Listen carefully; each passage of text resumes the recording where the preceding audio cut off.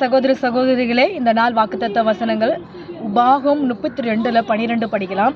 இங்கே சொல்லப்பட்டிருக்குது, கர்த்தரே அவனை வழி நடத்தினான், அந்நிய தேவன் அவனிடத்தில் இருந்ததில்லை. இங்கே சொல்லப்பட்டிருக்குது, கர்த்தரே அவனை வழி நடத்தினான், அந்நிய தேவன் அவனிடத்தில் இருந்ததில்லை. இங்கே சொல்லப்பட்டிருக்குது, இங்கே மோசேயை பார்க்குறோம். மோசோன், ஆரோன், யோசுவா, காலேப் இவங்க எல்லாம் என்ன பண்ணப்பட்டிருக்குது, கானான் தேசத்திலிருந்து அவங்க வந்தார்கள்.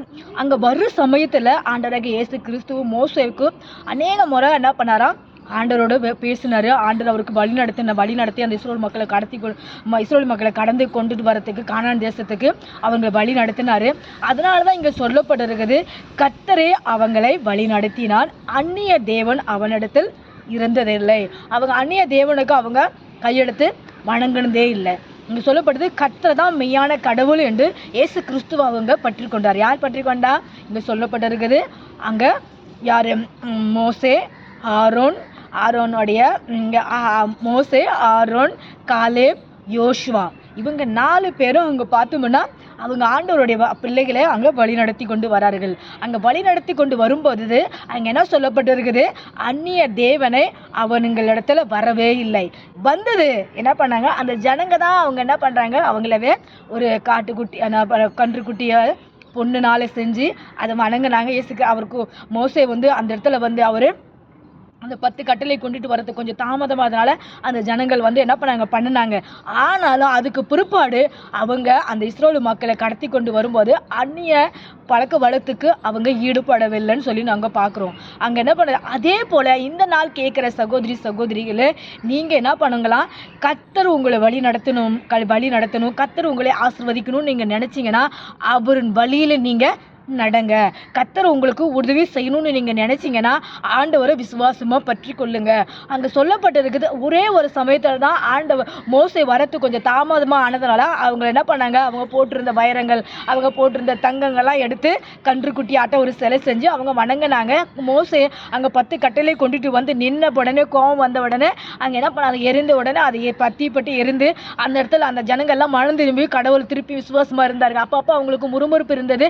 ஆனால் அந்நிய தேவனை அவங்க நமஸ்கரிக்கவில்லை அப்படின்னு சொல்லி நம்ம படிக்கிறோம். இங்க இந்த வசனமும் அதான் சொல்லப்பட்டிருக்குது, மோசே கர்த்தருக்கு வைராக்கியமாக வாழ்ந்தாரு அப்படின்னு நம்ம பார்க்குறோம். அதே போல நீங்க இந்த நாள் கேட்குற சகோதரிகளே, நீங்க மோசே போல ஒரு வைராக்கியமான வாழ்க்கை வாழணும்னு நீங்க நினைச்சீங்கன்னா இங்க பைபிள்ல நம்ம பார்க்குறோம், உபாகம் 32:12 இந்த வசனத்தை நீங்க கேட்ட உடனே உங்கள் வாழ்க்கையிலும் என்ன பண்ணும், கர்த்தரை முன்பாக வைத்துக் கொள்ளுங்க, கர்த்தரை தெய்வமாய் பற்றி கொள்ளுங்க. அப்பொழுது வைத்து கொள்ளும் போது அந்நிய பிசாசான காரியம் நம்ம வீட்டுக்குள்ள வராது, அந்நிய மந்திர தந்திரங்கள் நம்ம வீட்டுக்குள்ள வராது, அந்நிய விக்கிர வழிபாடுகள் நம்ம வீட்டுக்குள்ள வராது. அப்பொழுது நம்ம வைராக்கியமாக கர்த்தரை பற்றி கொண்டு வாழும்போது நம்ம வாழ்க்கை இருக்கிற பிஸ்னஸில் வருகிற நஷ்டங்கள், குடும்பத்தில் வருகிற நஷ்டங்கள், பிள்ளைகள் படிப்பில் வர நஷ்டங்கள், ஹாஸ்பிட்டலுக்கு வர நஷ்டங்கள், சரியாக நம்ம வாழ்க்கையில் வருகிற போராட்டங்கள், தீராத கஷ்டங்கள் எல்லாவற்றையும் நீக்கணும்னா நம்ம முதலாவது என்ன பண்ணணும், நம்ம முதலாவது வாழ்க்கையை அர்ப்பணிக்கணும், நம்ம மனதை அர்ப்பணிக்கணும், நம்ம செயல்களை அர்ப்பணிக்கணும். சொல்லப்போன விற்கிறோன்னு சொல்கிறாங்களே, என்ன விற்கிறோம் இந்த மாதிரிலாம் சொல்கிறாங்களே சொல்ல நீங்கள் நினைக்கலாம், உங்கள் வாழ்க்கையில் சிறு கோபம் வர்றது கூட விற்கிறோம், சிறு பாவம் செய்கிறது, பொய் சொல்கிறது கூட விற்கிறோம், சில யோசிக்கிறது கூட விற்கிறோம், சிலதை பார்க்கறது கூட விற்கிறோம். அதனால தான் இங்கே சொல்லப்பட்டு இந்த மாதிரி காரியத்தெல்லாம் நம்ம விட்டு விலகி பரிசுத்தமாக வாழும்போது கர்த்தரே நம்மளை வழி நடத்துவாராம். மோசேவை வழி நடத்தி கொண்டு வந்தாரு. அந்த இஸ்ரவேல் மக்களை கானான் தேசத்திலிருந்து பனாந்தரத்துல கடந்து வந்தா கிருபை உதவி செஞ்சாரு. அவருடைய வாழ்க்கையில ஒன்றுக்கும் அவர் இடம் கொடுக்காம பரிசுத்தமா வாழ்ந்தாரு. நம்மளும் அது போல வாழும்போது அவர் கடைசி நாட்கள் மறிக்கும் போது என்ன சொல்லப்பட்டிருக்குது, அவர் சீனாமலை மேல ஏறி ஜெபம் பண்ணி கொண்டு இருக்கும் போது அங்க என்ன சொல்லப்பட்டிருக்குது, அவங்க பரலோகத்தில் எடுத்துக்கொள்ளப்பட்டிருக்குது. அவரோட போடி எங்கே இருக்குன்னே கண்டுபிடிக்க முடியாமல் நிலைமையில் இருக்கிறாங்க. ஏன் அப்படின்னா அவர் பரிசுத்த ஆவியானவர் எடுத்துக்கொண்டப்பட்டார். அவளோட என்ன சொல்லப்பட்டிருக்குது, ஆடைகளை கூட என்ன தெரியல, அவங்க எங்கே போனாருன்னே தெரியல அப்படின்னு சொல்லி நம்ம பார்க்குறோம். அதே போல் ஒரு வைராக்கியமாக ஒரு பக்தர் இருக்கும்போது கர்த்தர் எவ்வளோ அற்புதங்கள் செய்கிறாரு. அந்த வைராக்கியமான பக்தர் நீங்களாக வாழுங்க, உங்கள் குடும்பமாக வாழுங்க, உங்கள் பிள்ளைகளாக வாழுங்க. சகோதர சகோதரிகளை நீங்களும் அதே போல் வாழ்க்கை ஆண்டவருக்காக ஒரு ஒரு ஜீவனுள்ள ஒரு நம்மளும் ஒரு மரித்தா பரலோகத்தை எடுத்துக்கொள்ளப்படணும் அப்படின்னு உங்களுக்கு ஒரு ஆசை இருந்தால் நீங்கள் என்ன பண்ணணும்? மோசை போல வாழுங்க. ஆண்டவர் உங்களை என்ன பண்ணுவார்? ஒரு கண் இமை போல தான் என்ன போகிறான்?